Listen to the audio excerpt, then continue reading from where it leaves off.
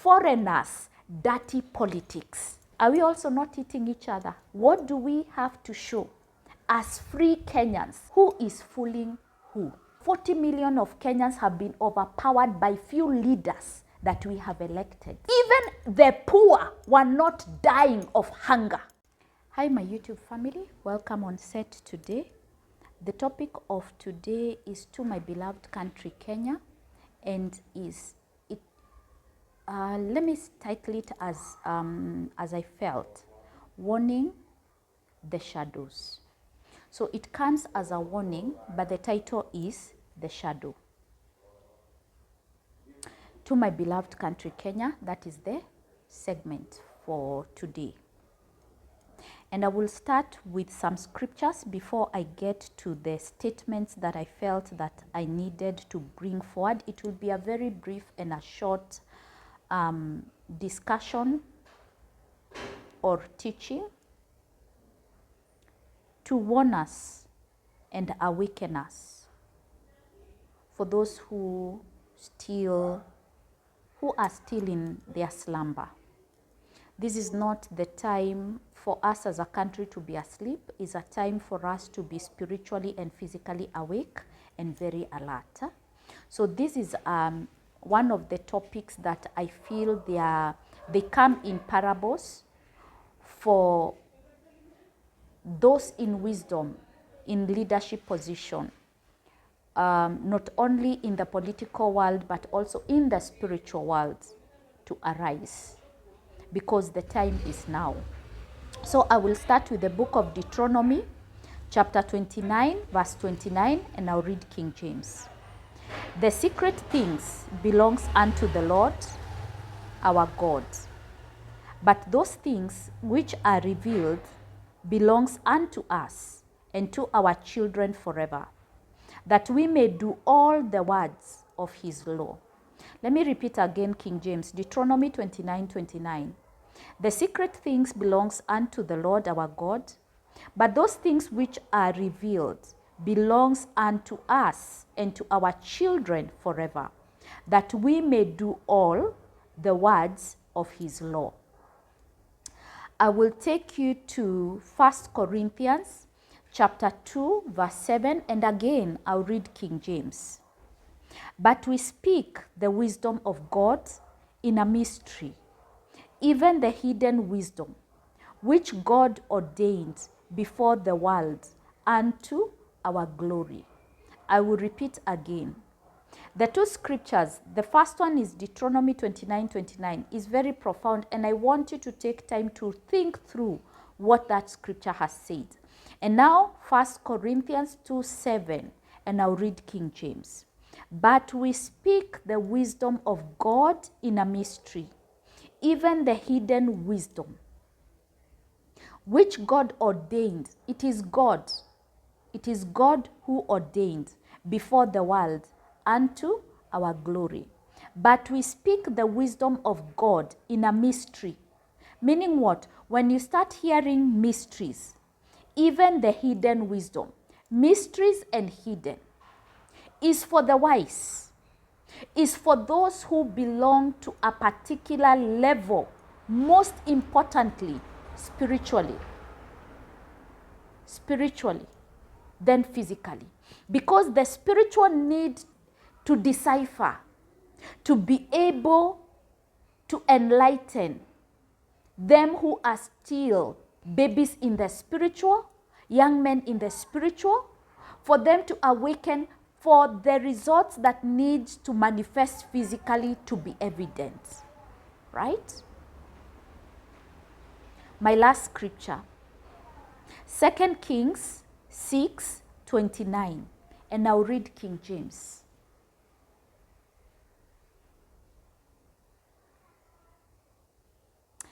So we boiled our son and ate him. And I said unto her on the next day, give thy son, that we may eat him.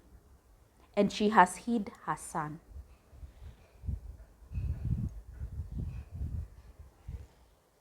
This was a very difficult time in Israel. There was hunger. There was still a king.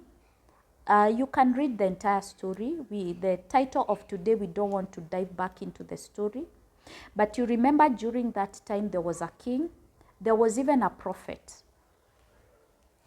And people were dying of hunger, to the extent that these two women had to sit and agree, before we all die of hunger, can we now start eating our own children? And the first woman agreed. And you can see in this particular scripture, 2 Kings 6:29, they actually boiled one of the child. Now when it came to the second day to boil and eat, to kill and eat the other child, that woman refused and she decided to hide her child. And now that is how the case now came out. And that is why we read the story today. And this country had a king. There was a ruler in place, but there was hunger.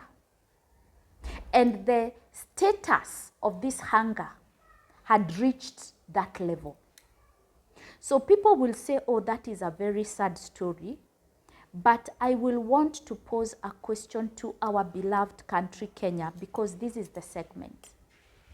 Are we not there now?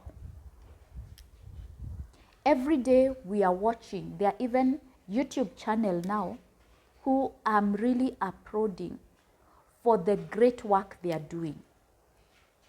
Major investigations with evidences of fathers taking children, selling them, and they are selling their children and being given millions of shillings for their children to be killed and their body parts to be taken, to be sold.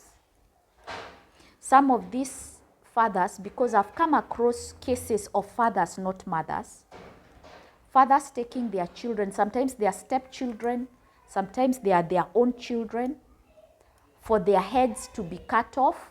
And parts of the last one I actually watched was a father who has already been arrested, the head to be removed and part of the leg to be taken for a particular ritual for the father to get money. The question is, 2 Kings, this is one of the few that I've come across, and I know there are many that we knoweth and knoweth not. These are just few that are coming to the social media limelight in our country. Yeah? Now, 2 Kings 6:29, I will read again to my beloved country, Kenya. So we boiled my son and did eat him. And I said unto her on the next day, give thy son that we may eat him. And she has hid her son. The question that I just posed is, are we not there yet? As we sit and do a lot of nothing with a lot of excuses as a country from our leaders, elected leaders. There is a statement I posed some time back, I think was last week. After 61 years of independence, with leaders on salaries on a monthly basis, what do we have to show? And I will give two examples. Before the rains, we had, quote unquote, a drought that really made many Kenyans to suffer because of the food costs, because of so many things. We got so many excuses. It's global. It is what not. It is it's everything. We are in Kenya. All our lands, proven even scientifically, that we do not have a desert in any part of our country. And let people, before they respond, go and check out a research that was made and proved actually in the continent of Africa, we cannot really say we have deserts, right? Very fertile lands in every corner of our republic. Yes? The drought didn't even stay for 3 years or 4 years or 5 years. But there were excuses. Yeah? Later, there are rains. These rains, again, they are excuses. There are no solutions 61 years after our independence. There are no solutions. Rains that water, remember, for those who live in the capital of this country, we are always on water rationing. Day in, day out. Whether there are rains that are taking people, rains carrying houses, rains carrying vehicles, we are on water rationing in a capital of a country. At the same time, when the rains came, excuses were also there again.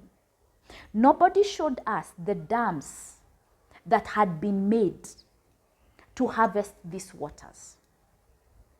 Yeah? 61 years after our independence. And let's not point fingers on specific. We have always had leaders. After our independence, when we said we are no longer being colonized, as Kenyans, what do we have to show as development in our free time? In total 61 years now. We are in 2024. What do we have to show as free Kenyans? What have we done for the land and its people? For the betterment of our land and our people, not even our neighboring countries. As Kenyans, the leaders who have sat in these positions 61 years after our independence, who have been paid consistently, they have been on salaries. What do you have to tell us that you have done for our land and our people? And I repeat again, for the betterment of our land and our people. And we are not going to talk of so many things, ICT, technology, education, whatever, basic. What have you done for the betterment of increment of agriculture in our land? Factories in our land. For every Kenyan to have a piece of land that we can cultivate on. What have you done for the betterment? And that's why I'm not leaving out the word betterment of our land and our people. Planting of trees all over. What kind of trees have we been planting? How many fruit trees are all over? That even when those who are poor, those who are on the streets now because they don't have homes, even out there on the streets, by virtue of the trees we have planted, they can be able to pluck fruit trees on the roadsides. In the forests, they can find fruit trees. We have a very fertile land. So we are talking as basic as it can get. 61 years after our independence. What are we doing? And again, while we are on that space, as Kenyans, now we are not on the leaders. We are on Kenyans. As Kenyans, what are we planning to do when it comes to electing leaders who are going to work for the betterment of this land and us, the people, the owners of this land? We all have a role to play. We all do. We cannot say that over 40 million of Kenyans have been overpowered by few leaders that we have elected. And now, let us go back to the title of our topic today. Please do not forget the 3 scriptures. My first statement, remember, it is to our beloved country, Kenya, warning the shadows. So my first statement, the forces in hiding will not allow you, and this is directed to the leaders, will not allow you as a leader to destroy that which is pure, clean, and sacred. This country, this land is pure, is clean, and it is sacred. By virtue of sitting in the continent of Africa, Kenya, the land of Kenya, the mandate that it carries, the role that it plays spiritually and physically, this land is pure, clean, and sacred. So I will repeat my statement again. The forces in hiding will not allow you as a leader to destroy that which is pure, clean, and sacred. And this I mean the land of this nation.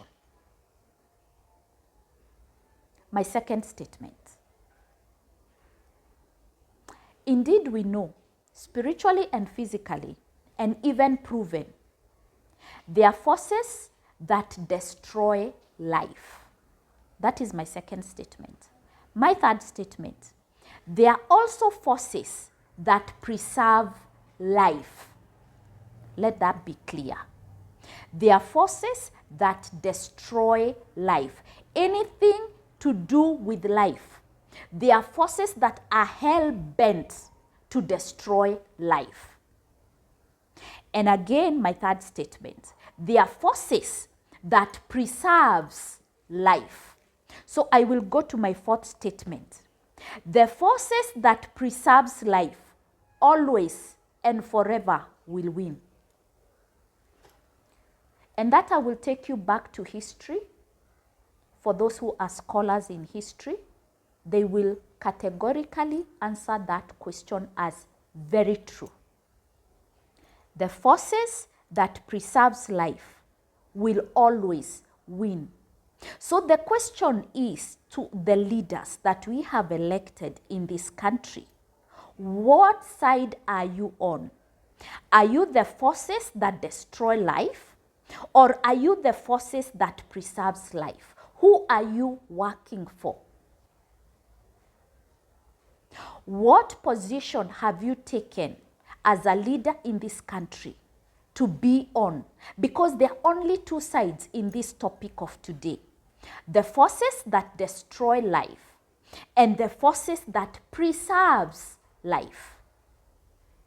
And my fourth statement is, the forces that preserves life always win. My fifth statement, fear that which you do not see and know clearly. Let me repeat again. Fear that which you do not see and know clearly, than that you see and that which threatens you. What does this statement mean? It's important in wisdom as a leader to fear that which you do not know and you do not see clearly, than that which is rubbing on your face because it's physical, you can see it, and threatening you. So as a leader, you actually fear the most that which you can see because it is threatening you.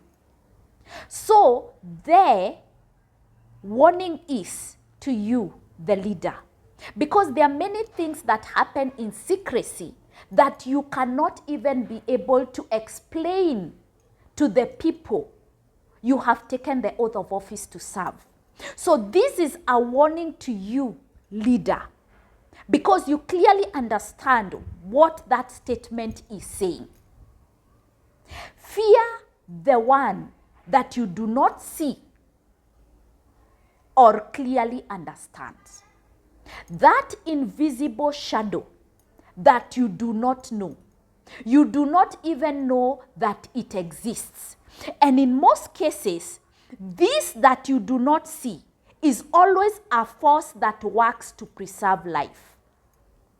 But the physical that you see and is now threatening you is always a force that works to destroy life. So this statement is telling you again, let me read it for the last time. Fear that which you do not see and know clearly, than that which you see and is threatening you.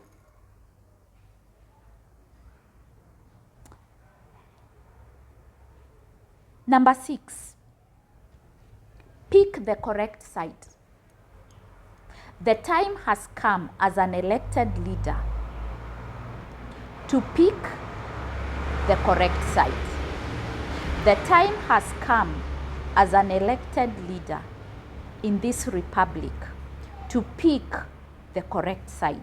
Number 7, the fight in wisdom always wins. The fight in wisdom will always win. And as I said again, the topic of today is a warning. The shadows. Is a warning, the shadows. Warning, the shadows. So it's important to also be guided by the scriptures we read, Deuteronomy 29:29, and I read King James. There is also 1 Corinthians 2:7, and I read King James. There is also 2 Kings 6:29, and I read King James, to show us or to remind us or to bring us, all of us, into this platform of realizing and knowing the times we have found ourselves into, despite the fact that we have elected leaders. For the past 61 years, leaders who have been on salaries month in and month out. Leaders that now Kenyans have begun to get tired of excuses, of lies, of deceptions, of being carried as if they are not intelligent, neither are they educated to smell a lie even when it's being given on broad daylight. The time has come also for Kenyans to realize that time is running and it is not for our favor. Because if you have taken heed of the instruction given to the leaders, then you'll begin to understand the last scripture in 2 Kings 6:29. And if you go back and read the story, it was the end. Destruction had already set in because individuals in their positions have failed to act. Every Kenyan has a role to play. Every Kenyan was created and we were born in this time for a particular reason, spiritually and physically. It is time for every Kenyan to awaken from their slumber, for them who have been sleeping, to take up their role and reason for their existence in this set time. Why are you in this country, born in this country as a Kenyan in this time? What is your mandate in this time, in this country, in this land, and for the people of this land? Why are you here? What are you supposed to do now, this time, in this country, for our land and our people? Are you in that position, in that place, to do that which, let me give it a name, to do the call of God for the people of this land? Number one, for the land, for our land and for our people? Or have you been burying your head in the sand, giving excuses and watching as the country heads to whatever direction it has been taking? Go back to the warning, the shadows. Yes, we may refuse, driven by fear, to not to act. Or we might be silent, watching for my neighbor to take up action as I sit. My neighbor will do what she or he needs to do for the sake of the land and its people. But what is my role for her and the land and my people? We all have a role to play. And the time has come as a country to know that there is a bigger matter than the petty matters that keeps on being repeated to keep us in poverty, to keep us underdeveloped.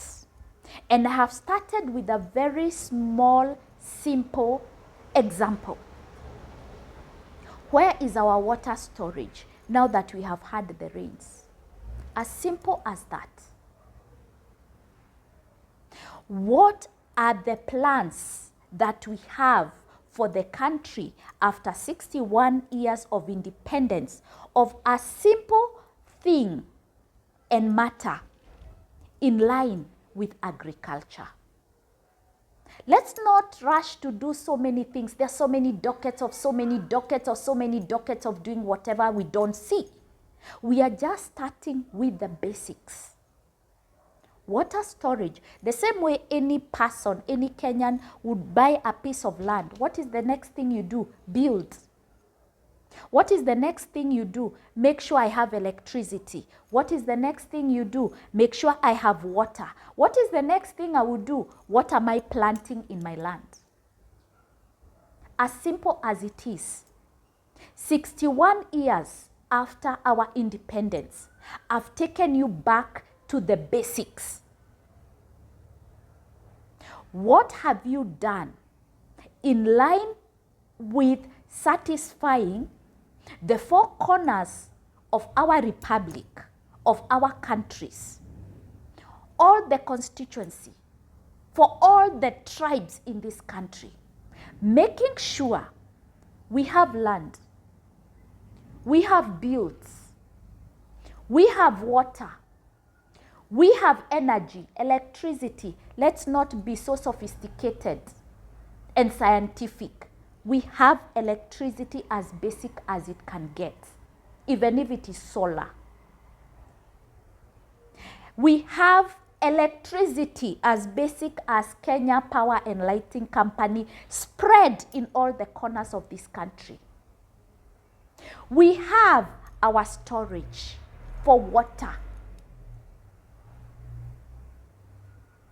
We continue as our forefathers did in agriculture, that the seeds that we are planting, we have a bumper harvest and we are replanting again and again, because in the times and the eras of our forefathers, even the poor were not dying of hunger. As simple as it can get. So with your upcoming technologies and narratives of what you are doing, can we first take a step back as a nation and forget about any other development and deal with the basics? 61 years after our independence. How much of education do we need? Or qualifications do we need to resolve the basics I have just mentioned? Before we even continue with our roads, because we need to transport our food, as basic as that also is. 61 years of independence, was it not enough to resolve the basics before we go to the technology and how much we are learned and the PhD and all the manners of education and all the lies you keep feeding us? After we have resolved the basic, who in our country will be crying of hunger? And in my closing, I want to take you back to our last scripture, 2 Kings 6:29. And I asked, are we not already there?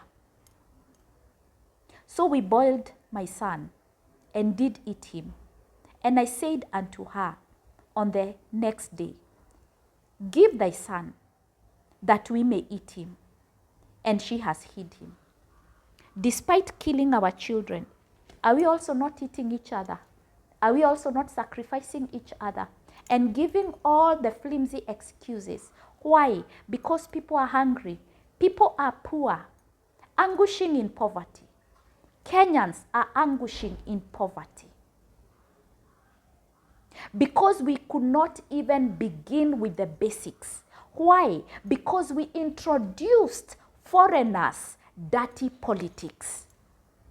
Instead of having politics that can aid our country and people, help our land and people, we introduced in our country and continent dirty politics of creating problems to keep and maintain our people and our land in anguish, poverty. So I ask again our leaders, who are you working for? The laws you are creating, are they for the betterment of our land and the people, or for the outsider who is paying you as an individual to keep impoverishing the land, and our people? With those few remarks, what is so hard that we cannot do or we could not do 61 years after our independence? Food for thought. What qualifications did we need to qualify to be able to meet our basic needs after 61 years of independence? May I not remind us, with the thousands, if not millions, of graduates that we have had during that time. So I close with this statement. Who is fooling who?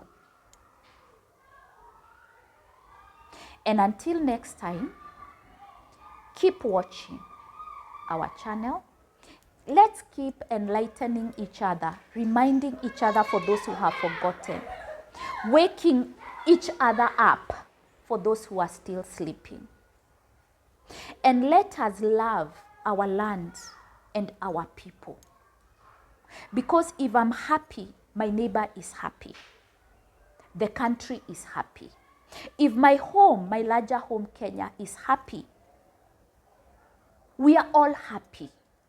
We are all settled. Our country is advancing.